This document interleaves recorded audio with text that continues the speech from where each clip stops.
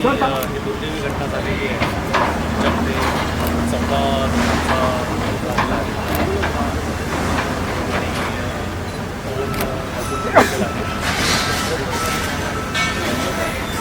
मुख्यतः नागावाडी हॉस्पिटलमध्ये आणि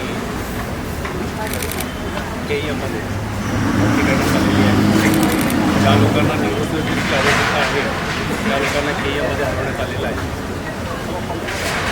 घटना झाल्यानंतर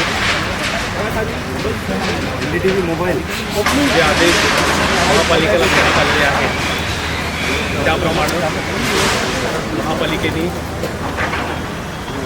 अशा ज्या होर्डिंग्सना महापालिकेची परवानगी म्हणजे परवाना घेण्यात आलेला नाही अशा सर्व होर्डिंगवरती कार्यवाही करण्याचा निर्णय घेतलेला आहे. मुख्यमंत्र्यांनी देखील त्या पद्धतीचे आदेश दिलेले आहेत आणि ती कारवाई आज आमची सुरू होती आहे. काही काळानंतर आपण पाहाल की ही जे 3 होर्डिंग आहेत ते आता तेवढे आवाढव्य आहेत की त्याला थोडा वेळ लागेल, पण ती कारवाई मात्र आम्ही सुरू करणार आहे. पण ती या 3 होर्डिंगपुरती मर्यादित राहणार नाही. या संदर्भामध्ये गुन्हा दाखल करण्यात आलेला आहे. त्याचप्रमाणे आम्ही सर्व महापालिकेच्या स्थानिक अधिकाऱ्यांना असिस्टंट कमिशनरना त्यांच्या वॉर्डामध्ये अशा पद्धतीचे कुठलेही विनापरवाना किंवा धोकादायक असू शकणारे होर्डिंग असतील तर ते काढण्यासाठी ताबडतोब सूचना दिलेल्या आहेत आणि पुढच्या काही दिवसामध्ये ही कारवाई पूर्ण झालेली आपल्याला दिसणार.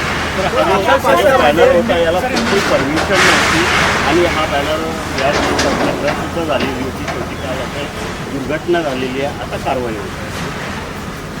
मी सुरुवातीला सांगितलं की ही जी दुर्घटना झाली याच्यामध्ये हे जे काही होर्डिंग होतं त्याला महापालिकेचा कुठलाही परवाना नव्हता आणि गेल्या 2 वर्षापासून महापालिका सातत्याने हा परवाना घेण्यासाठी पत्रव्यवहार करत होतो. आपल्याला कल्पना आहे की अशी एक तक्रार आली होती की हे होर्डिंग दिसावेत म्हणून काही तथाकथित झाडांची कत्तल देखील करण्यात आलेली होती. तर तो देखील गुन्हा आम्ही नोंदवलेला होता. त्याला परवाना नव्हता ही मात्र वस्तुस्थिती आहे. सर्व कारवाई करण्यात केली तर 2 वर्ष इतके मोठे होल्डिंग कारवाई नाही. रेल्वे प्रशासन आणि पालिका प्रशासन या दोघांमध्ये नेमकी या संपूर्ण घटनेची जबाबदारी कोण घेणार? आता कार्यवाही जरी पालिका करत असली तरी रेल्वेच्या अखत्यारीमध्ये हे होर्डिंग्स होते. रेल्वेच्या प्रशासनाशी प्रत्यक्ष याचा संबंध नव्हता. लोहमार्ग पोलीस यांच्या अखत्यारीमध्ये होतं. परंतु रेल्वे कायद्यान्वये आम्हाला परवानगीची गरज नाही अशा स्वरूपाची भूमिका घेण्यात आलेली होती. तर ती कायदेशीररित्या योग्य नाही हेच महापालिकेचं म्हणणं होतं आणि त्यामुळं या सगळ्या घटनेमध्ये अजून पूर्णपणे कार्यवाही होऊ शकली नव्हती.